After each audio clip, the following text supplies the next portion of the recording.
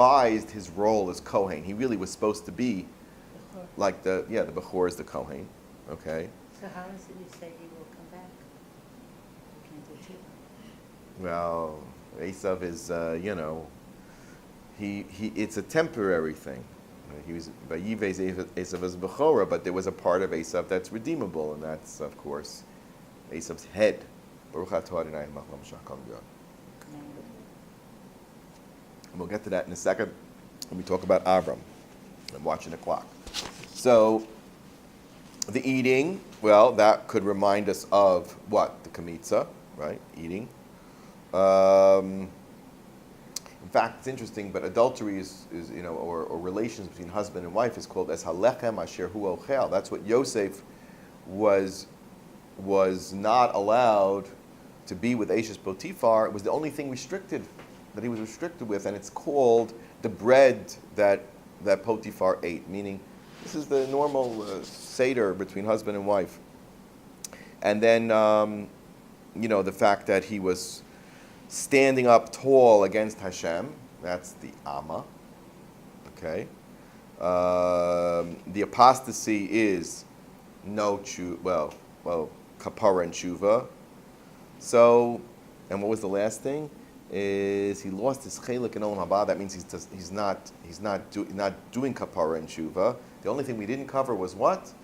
Was the zeres. The zeres. Oh yeah, well, the choshen is mishpat, is law. So when you're rebelling against Hashem, you're going against Hashem's law. So you have all 5 averos counteracted by the five mitzvos that the hand is supposed to be. Okay, that's why we say hayedayim yedei Esav, that Esav's hands that he was supposed to have, that we need, the Noahide type hands that create tevos. Tevos are concrete things. Concrete. It's a teva. It's concrete. Practical. Okay. As opposed to Avrohom, Avram was more than just a scientist. Chazal tell us that both Noach and Avram had a mastery of astronomy, astrology, science, refuos.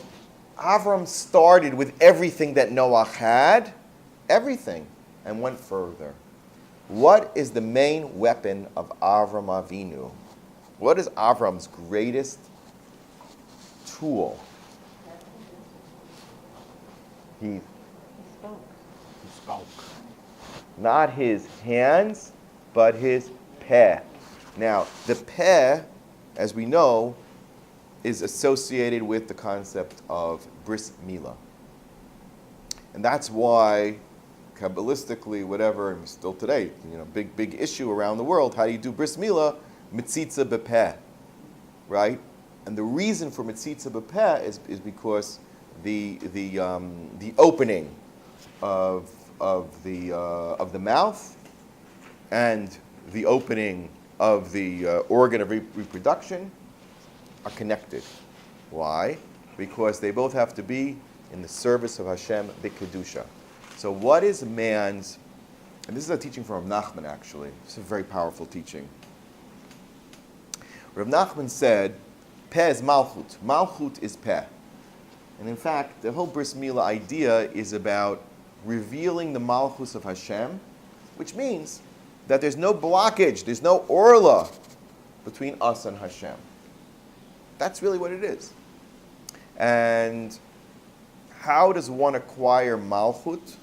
So Rav Nachman has, in one of his famous stories, the story of that speaks about the master of prayer. It's called the master of prayer. Avram was the master of prayer.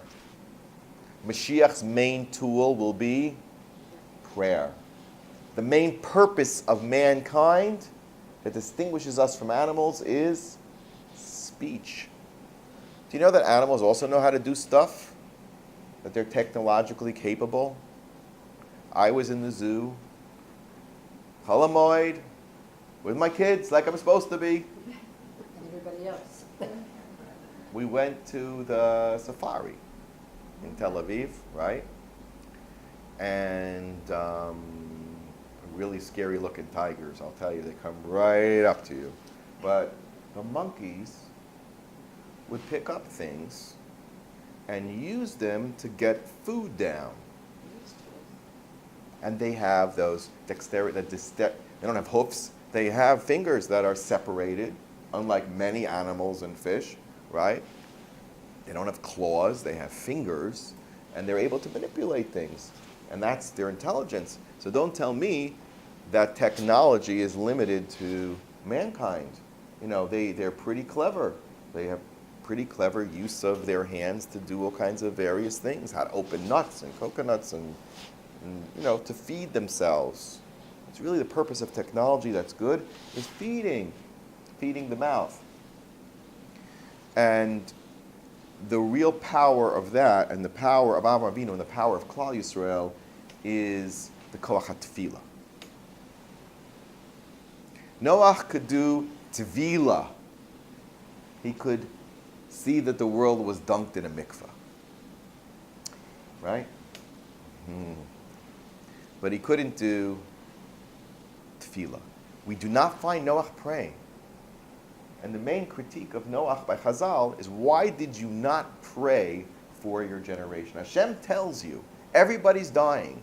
Why don't you do what Avram did and said, over my, no way. And Moshe went even further and said, over my dead body, you touch Klal Yisrael. You touch them, I'm out of here. I'm out. That's the ultimate koach hatefillah. Moshe spends 40 days and 40 nights davening and saves Klal Yisrael from the most egregious sin. The Gemara in Perek Chelek tells us that every trial and tribulation that Klal Yisrael goes through as a nation, part of it is compensation for Cheder Ego. Some say it ended with Churban Bayis Rishon. It's machlokas in the Gemara, in Perek Chelek, in Sanhedrin. But, remember, like the Asar Hurugei Malchut? We were still paying for which crime? For which crime? Yosef. Yeah. It's called a mortgage plan. The mortgage plan, a payment plan. You can't pay it all at once. It's going to kill you. So you pay in installments, small installment. In fact, that's what the Chavetz Chaim said about the Milchemes Gog uMagog. He said there's going to be 3 wars. You familiar with this? They quote the Chavetz Chaim that they said to him when he was still alive when Hitler rose to power, and they had gone through the horrific World War I, which really was a war that devastated mankind. Really, it was supposed to be the war that would end all wars, etc. So much senseless death and destruction, and the first real use of technology to destroy human beings. You know which technology? Mustard gas. The chemical weapons, all over World War I, the chemical weapons, and the second thing was airplanes. Never happened till that time that you could attack from the air. It was a new level. Okay, so What did you say was the Chavetz Chaim? Chavetz Chaim said that the first war was Kinderspiel compared to what's coming. He foresaw World War II. Hashem let him check out in 1933. Or he had to check out, or there wouldn't have been a World War II. You could look at it that way. And he said it's going to be Kinderspiel to what's going to come after that. Now that doesn't mean that we're subject to that. You understand? Am Yisrael, Eretz Yisrael. It doesn't mean that, because since the Second World War, there's been kibbutz golios. A remarkable kibbutz golios. So we don't know how that plays out, and of course anything can always be turned around for the good. But we are certainly, the idea was he broke up the confrontations between Gog and Magog into things that would not destroy Klal Yisrael or the world, ultimately. And, okay. Now let's just bring this all together. Noach sends 2 birds out of the teva. One is a raven, an orev, and one is a Yona. I would like to suggest that this dichotomy represents the difference between Bnei Noach, the people that survived the ark, but ultimately in the 10 generations after Noach would only be salvageable because of another force, and that would be Avrohom Avinu, who is the father of Klal Yisrael, that are compared to who? Nimshalu Yona. The Orev represents the 70 nations. Yona represents Klal Yisrael. Now what's the difference between the Orev and the 70 nations? Noach really tried to use the raven, or according to our Chaim HaKadosh, was trying to get rid of the raven. Because there were 3 people that defied the process of purification by engaging in relations in the Teva. 3 individuals, entities. One was Ham, the son of Noach, right? He actually fathered Canaan, right? Who was the one who attacked and defiled Grandpa Noach, and therefore was cursed. Everybody clear on that, right? Should I go over that? That's clear. The second violator was the Orev, the raven. The raven had relations in the Teva, and his wife was expecting. That's why Noach didn't need him anymore. Gemara in Sanhedrin speaks about the conversation between the raven and Noach, and Raven says, "Trying to get rid of me, huh? Trying to get rid of me? Why? You want my wife? Is that what's going on over here?" He accuses Noach. So our Chaim HaKadosh says, he threw him out, because who are you? Why didn't he throw Ham out? Listen to this. Noach tried to have a 4th son, right? Why? So the Medrash says he needed one more son to be his Mishares. Again, Noach the scientist. Do you ever see a scientist without an assistant? There's always an assistant. The big professors and big doctors have the person that brings them the instruments and the trays and everything. And he's the genius that's creating and building. You need those guys, the schleppers. So he wanted another son? Or was he trying to create a son that wasn't tainted, or better yet, in the post-Mabul generation that would make it? Because they were still carrying some of the negatives of the previous generation. The proof is, Ham was Mekalkel, the Orev was Mekalkel, and the Kelev was Mekalkel. The Kelev. And they could not restrain it. Here we are. I tried to clean up the joint, and we have still problems. And maybe Noach was trying to create an untainted, brand new generation, his progeny, that were untainted. And by the way, it's interesting because who is Noach's wife? Naamah. Naamah is associated with the other Lamech, which is the generation of Cain. Cain, the first murderer, who's associated with the Nachash. And that, negativity somehow was inside of Naamah and was mitbateh, expressed itself in 2 pretty good kids and 1 very problematic one. But where does Cain come to the Nachash? Because Cain is the great grandfather, 7 generations ahead of Lamech's father, Lamech, whose daughter is Naamah, and Naamah marries Noach. To Nachash, I said. The Nachash, okay. The Nachash also vied for Chava, correct? It wasn't a Nachash like you see today. As I've told you, and I found sources for this, the Midrashim, it was humanoid. It was reptilian, but human. You would look at that person and say that they're maybe a scary-looking person, but a person. You're supposed to be a Masharis to them. Yeah. Whereas other Mechava were on a different level. They were filled with Or. They were humanoids that were more about Or Hashem. They were more filled with light and Kedusha than they were with earthliness. But he wanted her, and there was something that happened, and according to Chazal, there was there was a sort of adultery that took place on some level, and that's why there is influence into those generations. And when Cain and Hevel were born in Gan Eden, that was a reflection of that. Hevel was the proper son of Adam and Chava, whereas Cain was the quote unquote corrupted son.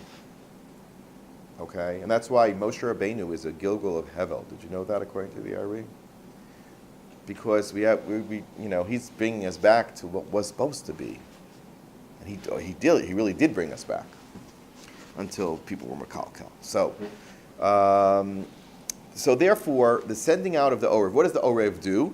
The Orev goes back and forth, and won't really, according to the Chaim and others, he refused to do his mission. He was sent out to serve again. He was a servant of Noach, a partner with Noach. Go out and see whether the water was receded. Again, the great scientist Noach is conducting experiments using his instruments and tools. Great instrument called the Orev. You know that I did a little research about ravens? They're very intelligent. And they don't caw like crows. They almost speak. They make very different, quiet, different kind of sounds. They're very extremely loyal to their mate. They have this concept of loyalty in marriage, same as the Yona. And that's a very positive quality. Also, it's very majestic in its flight. It can go soaring to great heights. It's not such a simple bird, right? The famous poem by Edgar Allan Poe, Quoth the Raven. We see the raven as someone who speaks, very close to man, very close to man. That's what you say. He says, you want my wife? What do you want? What are you trying? What's going on over here? Why are you trying to get rid of me?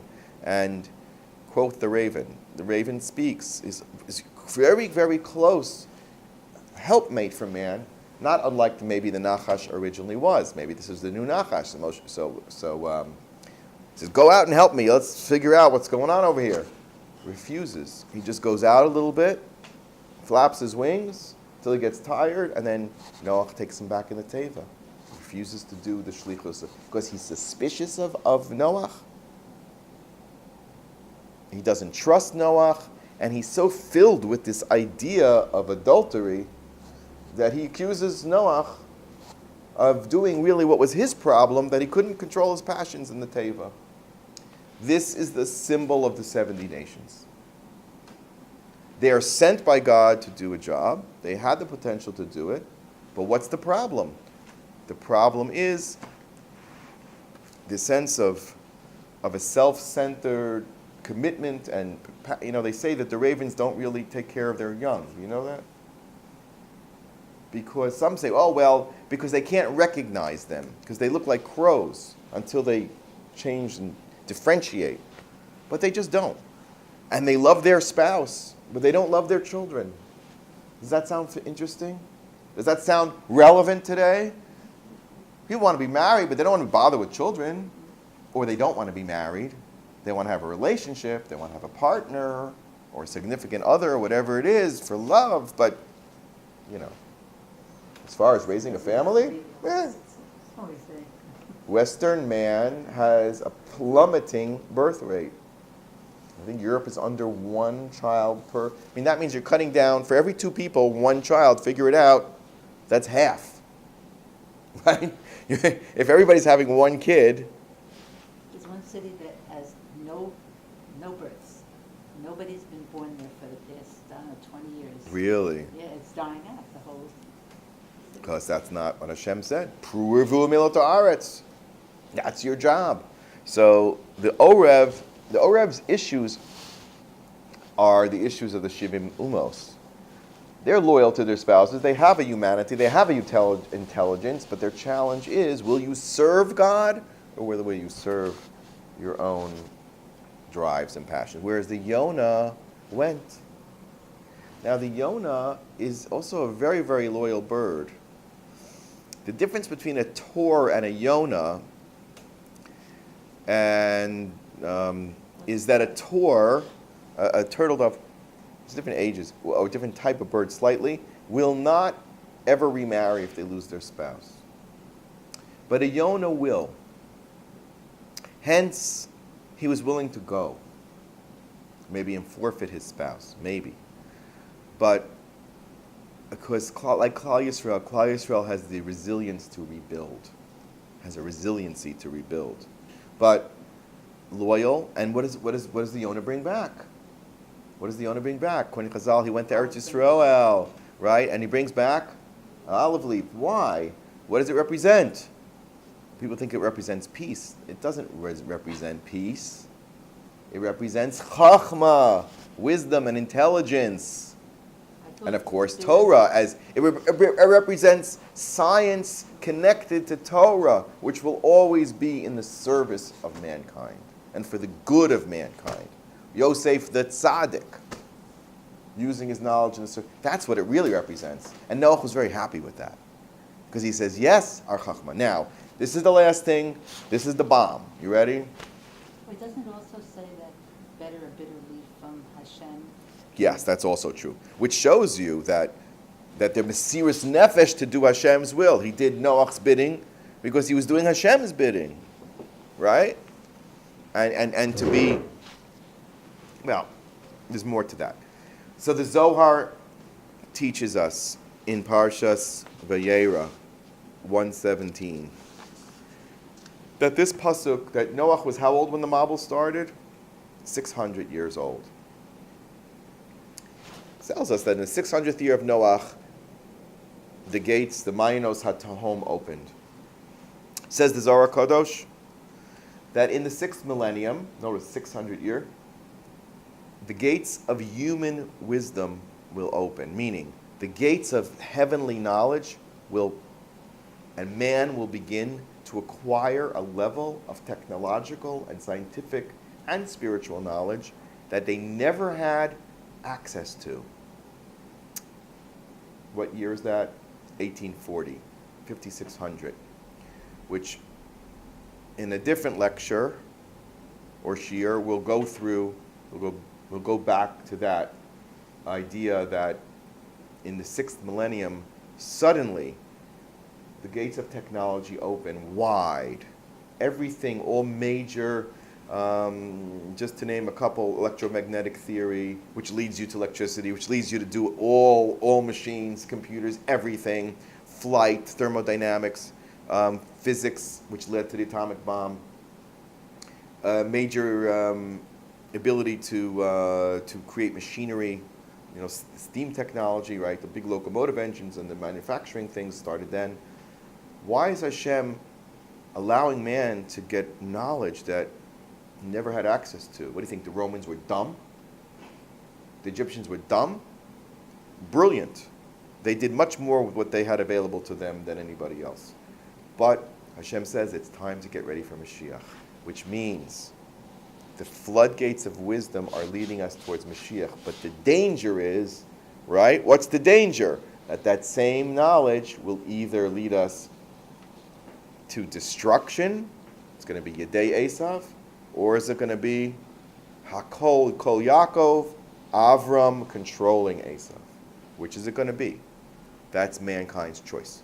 But Hashem is bringing this world towards its inevitable conclusion, and it's through the technology, just like Noach had the Chachma, right, and had the ability to innovate.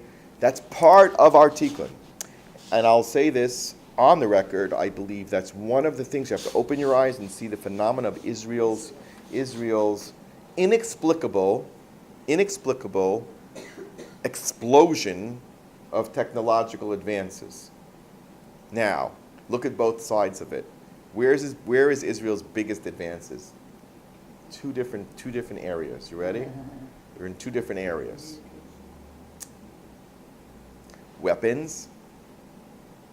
Weaponry, right? Could be self-defense weaponry, but also health.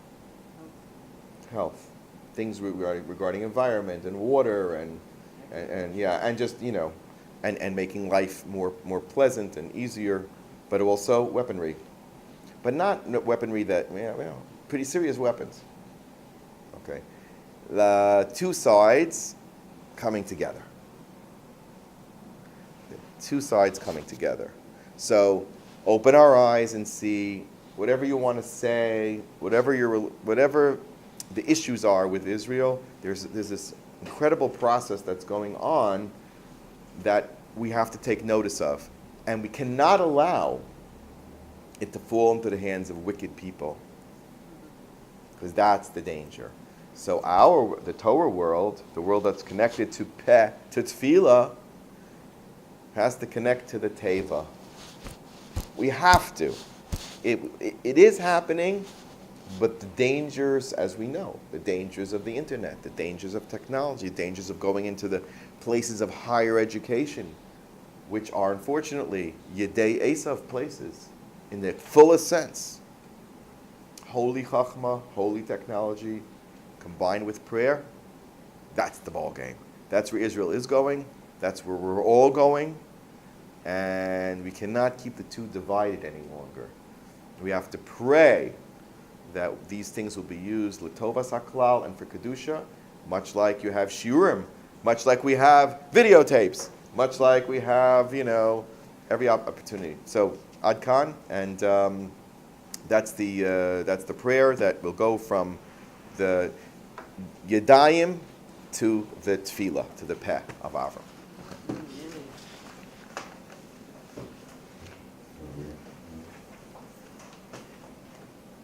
Okay.